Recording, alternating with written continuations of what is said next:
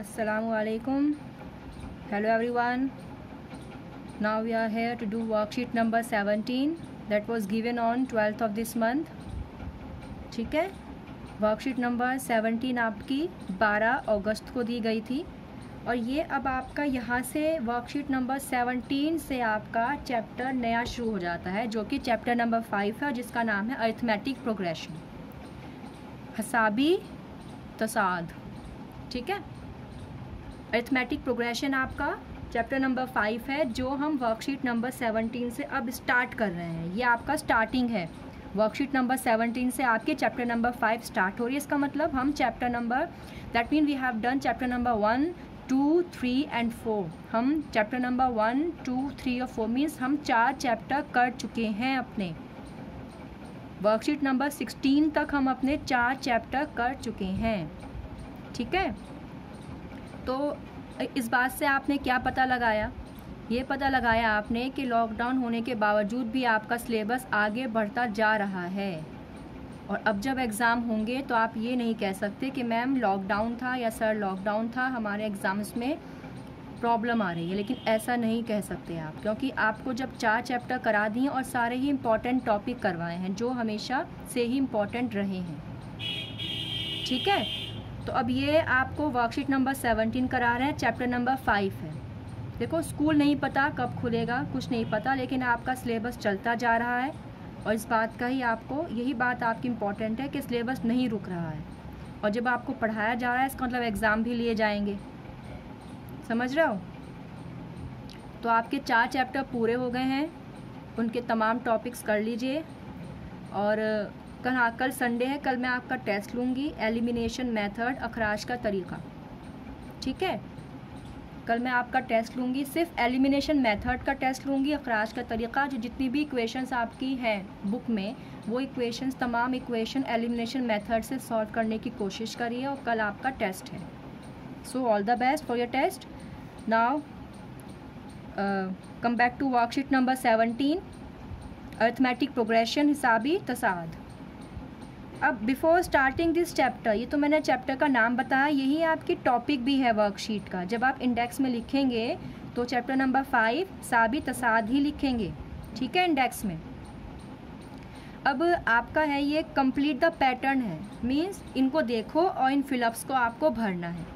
तो इसमें तो कोई मुझे लगा नहीं कि मैं उर्दू में लिखूँ, क्योंकि कंप्लीट द पैटर्न है, ये आपको देख के ही लग रहा है कि डैश डैश दिख रहे हैं, डैश को आपको भरना है।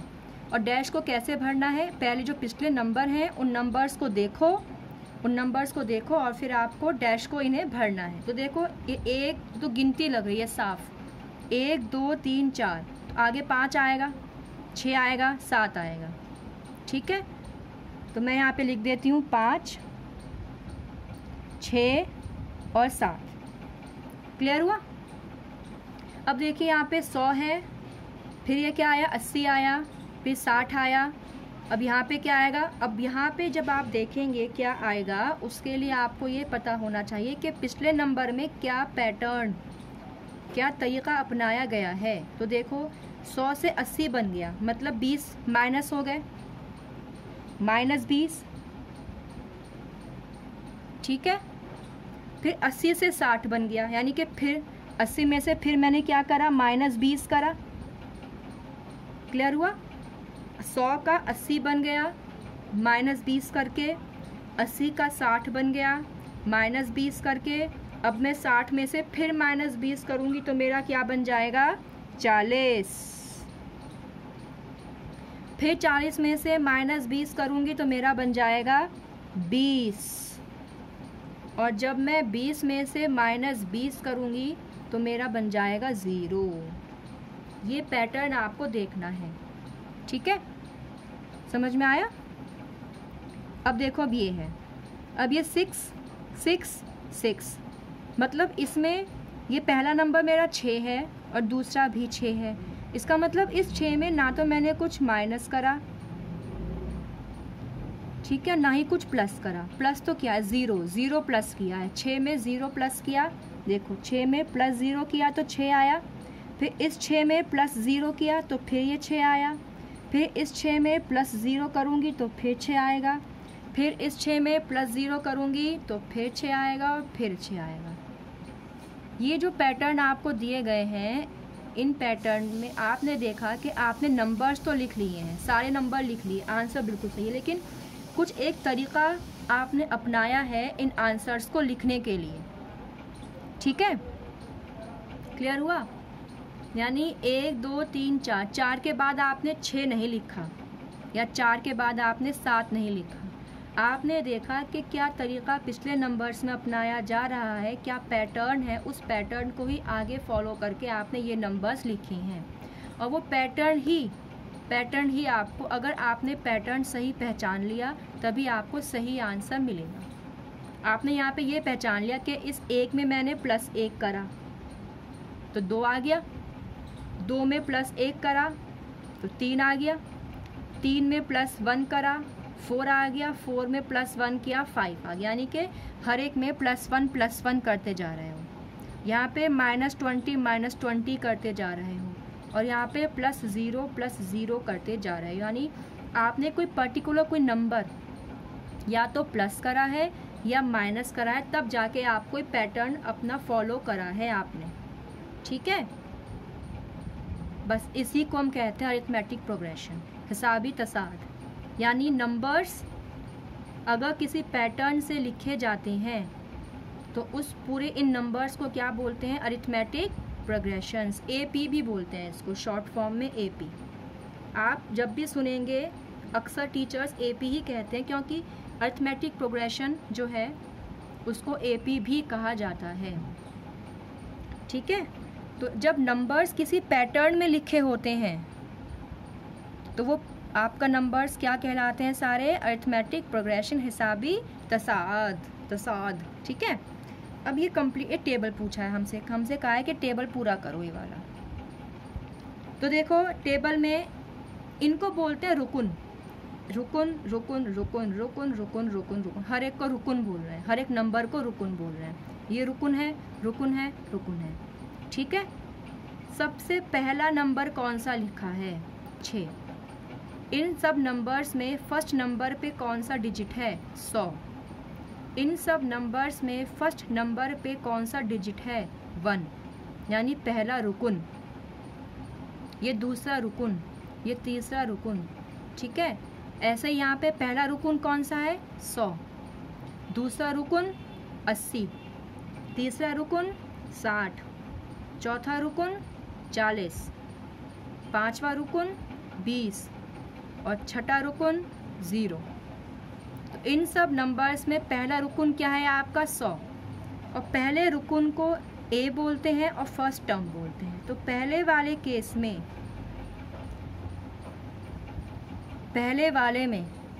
पहला रुकुन क्या है आपका? 1। दूसरे वाले केस में पहला रुकुन क्या है आपका? 100। और तीसरे केस में पहला रुकुन क्या है आपका? 6। इसको A बोलते हैं। अब हम ये फॉर्मूला में यूज़ करेंगे ना, तो हम वहाँ पे पहला रुकुन नहीं कहेंगे, वहाँ पे हम A कहेंगे। A पहला रुकुन। अल्फ़ाबेट में भी तो पहले ABCD में A ही तो आता है ना पहले, तो इसलिए पहले रुकुन को A ही बोलेंगे। तो इसकी A यानी कि फर्स्ट टर्म कौन सी है? 1। इसमें A क्या है? 100। इसमें A क्या है? 6।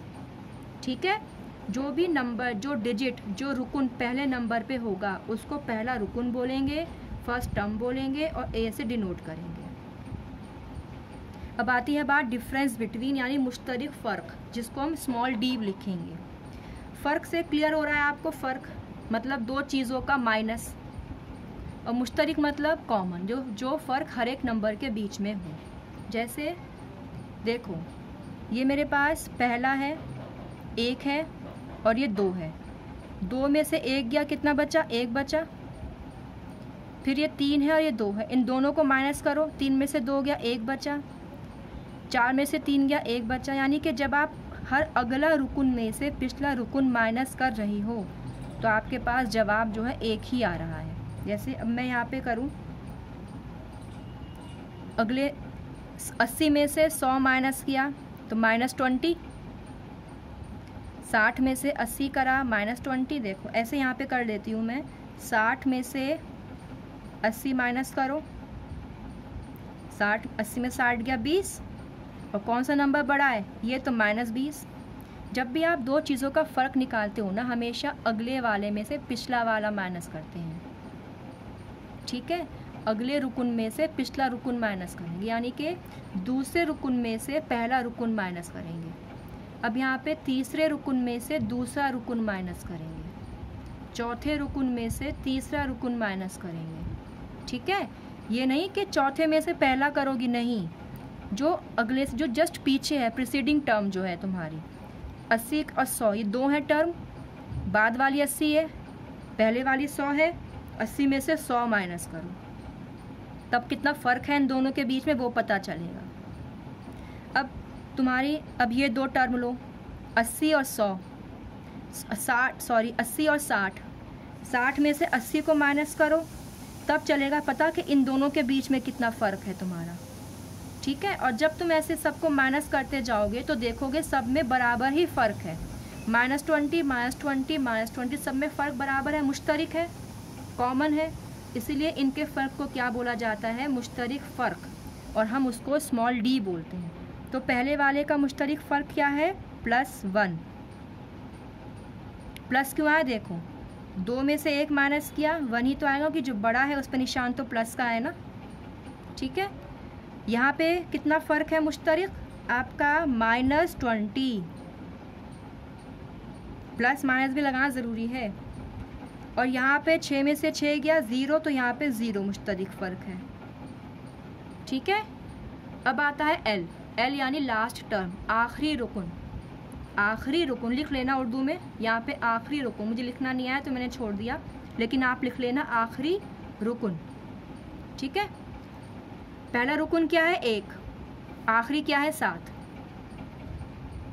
एल से डिनोट करेंगे इसे फॉर्मूला में, एल मतलब लास्ट, एल लास्ट, जो एल लिया गया लास्ट, यहाँ से एल से लिया गया लास्ट। पहला रुकन 100, आखिरी 0। पहला रुकन 6, आखिरी 6, ठीक है। यह आपका इंट्रोडक्शन हुआ एपी का। अब पहला रुकन ए होता है, कॉमा, दूसरा रुकन कब आएगा, जब मैं उस ए में डी को प्लस कर दूंगी, डी मतलब मुश्तरिक फ़र्क को प्लस कर दूंगी, ठीक है। फिर तीसरा रुकन कब आएगा, जब मैं ए + 2d 2 बार मुश्तरिक फ़र्क कर दूंगी। ये आप ऐसे लिखना देख लो, सिर्फ देख लो अभी, चाहे समझ में ना आया हो तो, क्योंकि हम इसको आगे एक्सप्लेन करेंगे, तब आपको एग्जैक्ट क्लियर हो जाएगा ये मैं क्या लिख रही हूँ, ठीक है। तो इतना क्लियर हुआ। Chapter number worksheet 17 chapter number 5 से ली गई है, यहाँ से चैप्टर नंबर 5 आप स्टार्ट कर रहे हो, और ये आपको पैटर्न कंप्लीट करना है। अपने आंसर्स लिखने से पहले आपको पता होना चाहिए कि जो प्रीवियस नंबर्स हैं उनमें क्या पैटर्न फॉलो किया गया है। अरिथमेटिक प्रोग्रेशन में आपको बस ये ख्याल रखना है कि जो नंबर्स हैं उनमें या तो कुछ प्लस किया जा रहा होगा या कुछ माइनस किया जा रहा होगा। मल्टीप्लाई और डिवाइड एपी में नहीं होता, ठीक है। मल्टीप्लाई और डिवाइड आपका जीपी में होता है, ज्योमेट्रिक प्रोग्रेशन, जो कि आपको 10th क्लास के बाद पढ़ाई जाएगी, 11th में 12th में। 10th में सिर्फ आपकी अरिथमेटिक प्रोग्रेशन है जिसमें प्लस और माइनस ही किया जाता है अगला नंबर पाने के लिए। तो जो पहला डिजिट है वो पहला रुकन कहलाएगा, आखिरी रुकन पहला रुकन, स्मॉल ए एल, और जो इनके बीच का फ़र्क है वो मुश्तरिक फ़र्क होगा जो कैपिटल डी कहलाया जाएगा।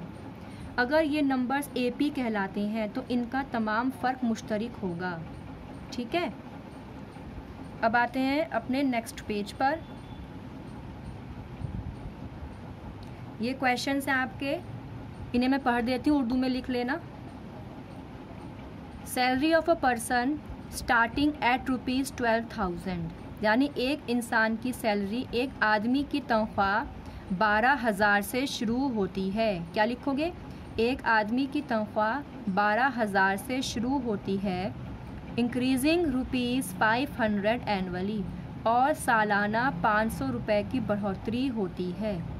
यानी एक इंसान की जो सैलरी है वो 12,000 है, फिर हर साल 500 रुपये उसमें बढ़ते जा रहे हैं, बहुत ही कम बढ़ रहा है, लेकिन है भी तो बहुत कम सैलरी ना, ठीक है।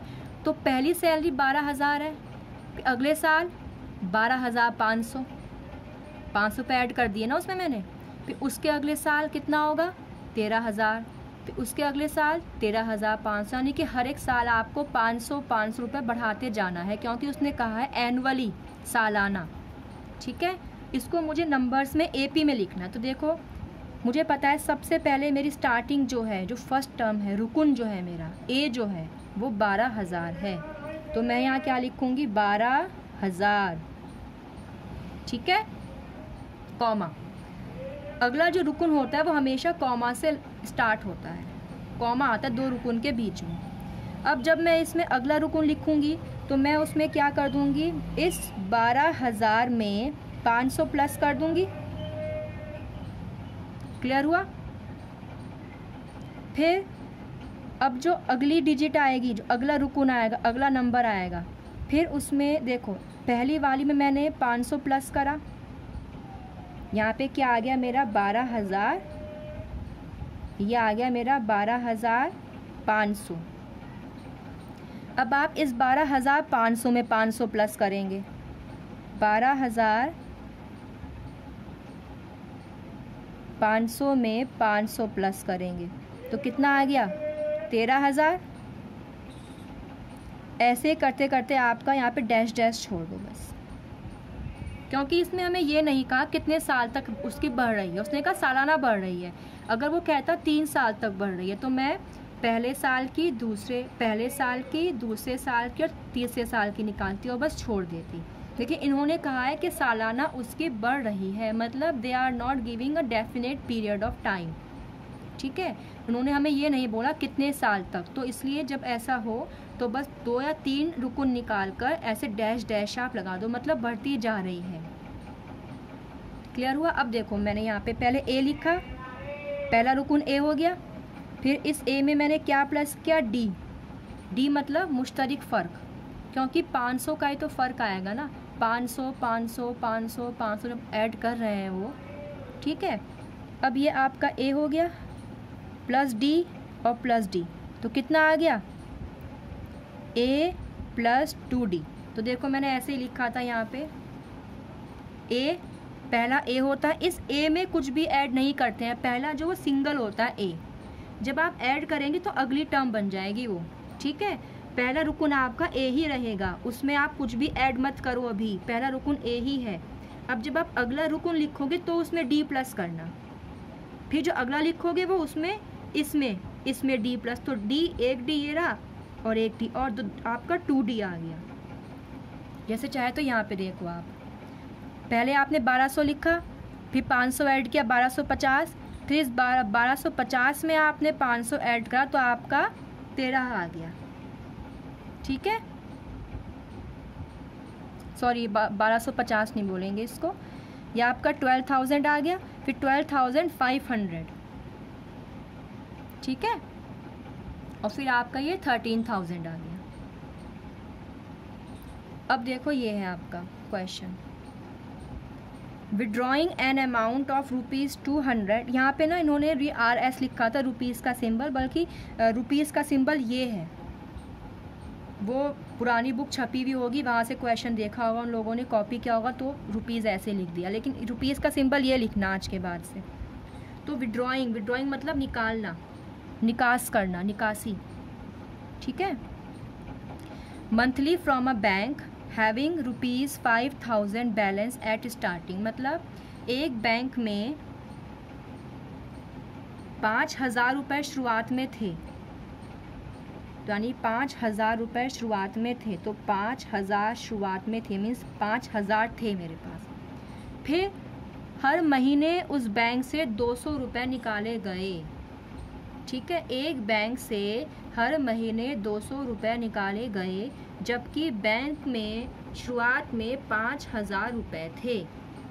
तो 5,000 में 200 निकाल दिए, तो 200 माइनस कर दूंगी, यहाँ पे आप चाहे तो माइनस करके देख लो, गलत मत करना, चाहे तो आपको माइनस करके यहाँ देखना पड़े। 200 माइनस कर दिए, 0 0, ये 10 बन गया, ये 4 बन गया, 10 में से 2 गया 8 और फिर 4, तो आपका दूसरी रकम क्या आ गई 4,800। अब फिर इसमें 200 माइनस कर दो, विड्रॉ मतलब निकालना, निकालना मतलब माइनस करना। तो फिर आप इसमें से 4000, जो 800 है इसमें से 200 माइनस कर दो, कितना आएगा 4600। फिर 200 माइनस कर दो 4400। इसमें भी कहीं नहीं कहा कि वो 5 साल तक निकालता रहा, ठीक है। तो आप इसको ऐसे डैश कर करके ये छोड़ देना यहाँ पे। ये आपकी क्या बन गई AP, ये भी क्या बन गई AP, ठीक है। अब देखो यहाँ पे मैंने डेफिनेशन लिखी है। वैसे आपको AP की डेफिनेशन नहीं आती एग्ज़ाम में, मैं फिर भी समझा रही हूँ। An arithmetic progression is a list of numbers in which each term is obtained by adding a fix number to the proceeding term. मतलब वही हुआ कि अरिथमेटिक प्रोग्रेशन जो है आपका हिसाबी तसाद है क्या, एक नंबरों की तादाद है, लिस्ट है, एक फहरिस्त है, नंबरों की फहरिस्त है जिसमें हर एक अगला नंबर पिछले नंबर में कुछ ऐड करके बनता है। देखो अगला नंबर पिछले नंबर में कुछ ऐड करके या कुछ माइनस करके बनता है। उस नंबर्स की उस रुकन की फहरिस्त जो है आपकी वो क्या कहलाती है, AP कहलाती है।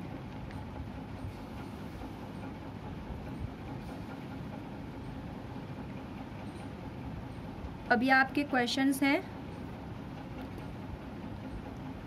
इन्होंने बोला है इसमें से कौन सी AP है, AP बताओ मुझे कौन सी है। तो मैंने आपको बताया था AP कब होती है, उन नंबरों की फहरिस्त AP कब कहलाती है, जब उनके जो बीच का फ़र्क है वो मुश्तरिक हो। क्लियर हुआ? मुश्तरिक मतलब इन दोनों का फ़र्क जो हो वही इन दोनों का फ़र्क हो, वही इन दोनों का हो, वही इन दोनों का हो, ऐसे करते करते सबका डिफरेंस सेम हो। अगर मुश्तरिक हो तभी आपका डिफरेंस सेम कहलाता है। तो देखो 2 है, 2 में मैंने क्या प्लस किया, +2 करा तो मैंने 4 आ गया। फिर 4 में +2 करा तो कितना आ गया, 8 आ गया। 8 आ गया नहीं, जब मैंने 2 में 2 प्लस किया तभी तो 4 आया, और जब मैं 4 में 4 प्लस करूँगी तब 8 आएगा। यानी तो यहीं पे पैटर्न गलत हो गया तुम्हारा, क्योंकि पैटर्न क्या कहता है, जो नंबर तुम पहले नंबर में प्लस कर रहे हो वही तुम्हें अगले तमाम नंबरों में प्लस करना पड़ेगा, ठीक है। लेकिन तुम्हारा यहाँ पे तुमने +2 करा और तुमने अगले वाले में +4 कर दिया, तो मीन्स तुम्हारा जो फ़र्क है वो मुश्तरिक नहीं रहा अब, ठीक है। मुश्तरिक फ़र्क कब हो, मुश्तरिक मतलब कॉमन, मुश्तरिक फ़र्क कब होगा, जब हर एक के बीच का जो फ़र्क है वो सेम हो, तभी वो क्या कहलाएगा, मुश्तरिक फ़र्क कहलाएगा। और हम फ़र्क कैसे निकालते, 2 नंबरों को माइनस करने से हम फ़र्क का पता चलता है। अब देखो तुमने 4 में से 2 माइनस किया, 2 बचा, ठीक है। फिर तुमने 8 में से 4 माइनस किया तो 4 आ गया तुम्हारा यहाँ पे, यानी तुम्हारा यहीं पे फ़र्क गलत आ रहा है। क्यों आ रहा है, क्योंकि तुम्हारा पहले में तो 2 आ रहा है जवाब, और तुम्हारा अगले वाले में 4 जवाब आ रहा है। जब मुझे यहीं से पता चल गया कि मेरा ये AP नहीं है तो मैं आगे क्वेश्चन हल नहीं करूँगी। तो मैं इसमें क्या लिख दूँगी यहाँ पे, नहीं, ठीक है। यानी कि फॉल्स लिख देना, या जो लिखना है तुम्हें वो लिख सकते हो, नो लिख देना, नहीं लिख देना। लेकिन नहीं कब लिखा मैंने, जब मैंने देखा कि इनका जो फ़र्क है, दोनों का फ़र्क वो मुश्तरिक नहीं है, ठीक है। अब आते हैं दूसरे क्वेश्चन में। दूसरे में हमारे पास यहाँ पे 0 है और यहाँ पे -4 है। पहला रुकून क्या है, 0, दूसरा रुकून क्या है, -4, तीसरा रुकून क्या है, -8, और चौथा रुकून क्या है, -12। ये हमारे पास 4 रुकून दिए गए हैं, और हमें ये कहा है कि इन 4 रुकून को देखकर हमें ये बताओ कि AP है या नहीं है।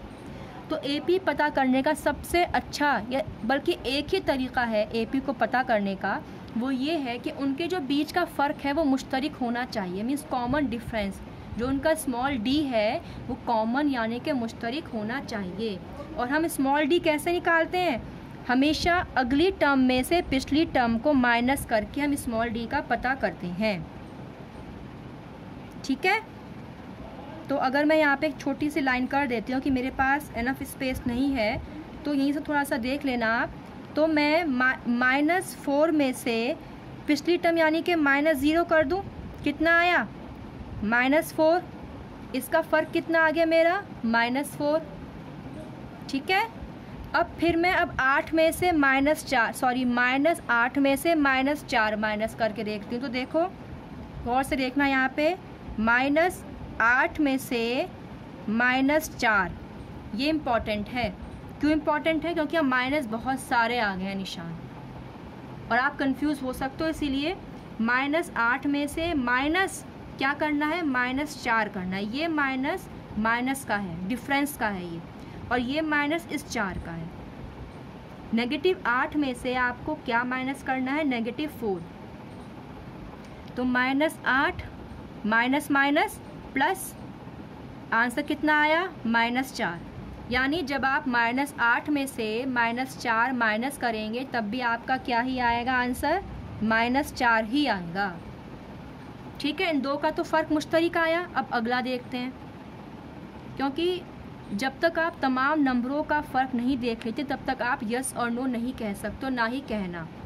जल्दबाजी में आके पहले दो का देखा, उनका फ़र्क सेम है तो आगे का भी सेम होगा, ऐसा नहीं होता है। ठीक है, ऐसा बिल्कुल नहीं होता है। आखिर तक आपको चेक करना है कि फ़र्क मुश्तरक है या नहीं है।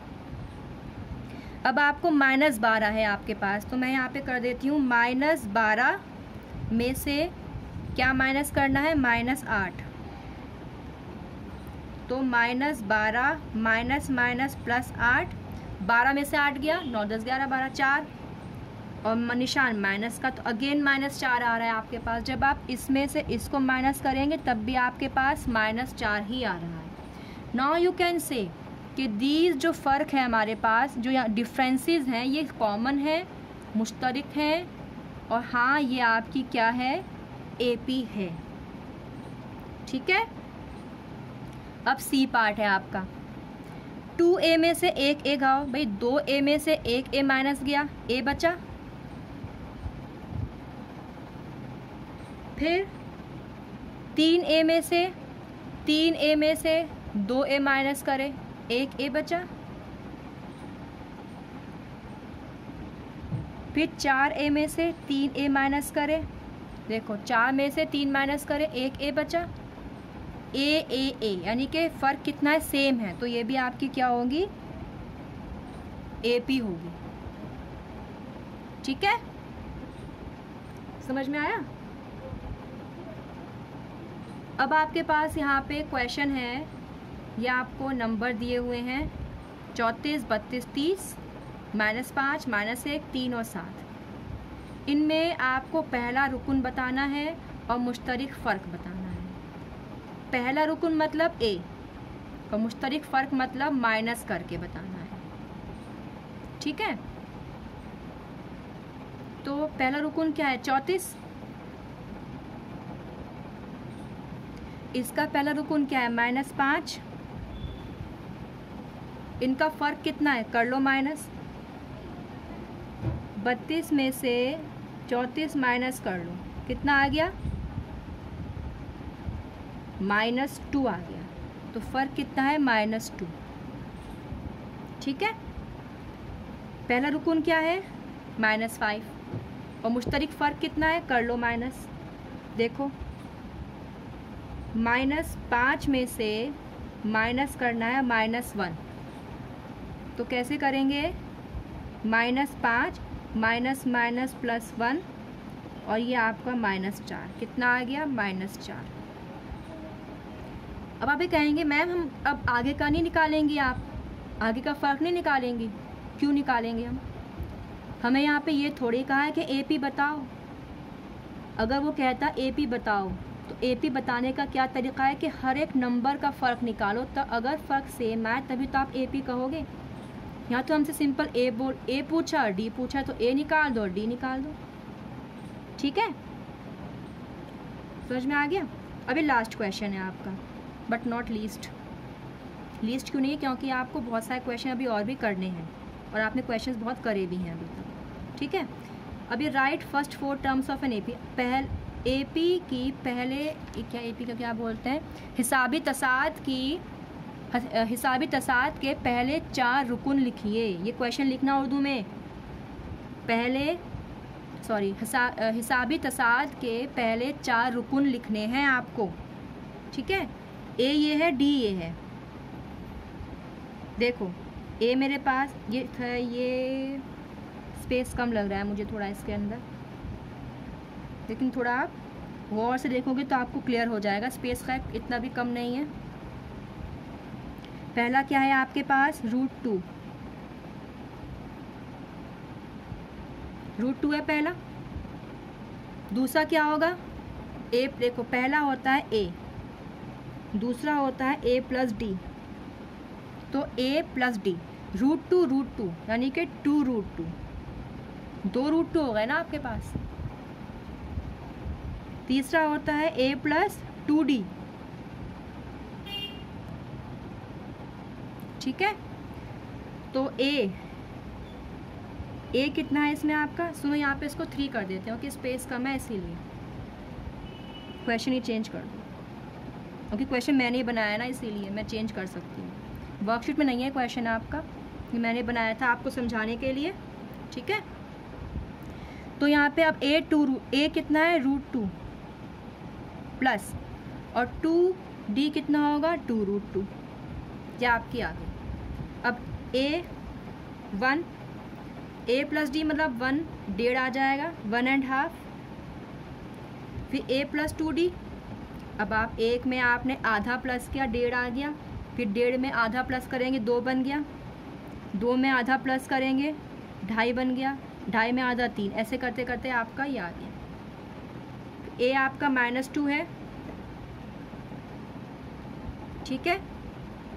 अब इस -2 में आप 5 प्लस कर दो, कैसे करोगे, -2 में +5 कर दो, 5 में से 2 गया 3, +3 आ गया। अब इस +3 में 5 प्लस कर दो, 8 आ गया, ठीक है। अब इस 8 में 5 प्लस कर दो, जो यहीं पे कर देते हैं, 13 आ गया, और बस ये आपका आंसर आ गया। फिर 4 ही पूछे, 3 पूछे थे, हमने कर दिया, ठीक है। कर लो, समझ में नहीं आएगा तो पूछ लेना दोबारा से। ये आपकी वर्कशीट नंबर 17 है, ये है, ये कराया है मैंने, फिर ये आपका क्वेश्चन था, और फिर आपका ये है। अब मैं कराऊंगी आपको वर्कशीट नंबर 18 जो सेम चैप्टर से है, इतना कर लीजिए आप अभी।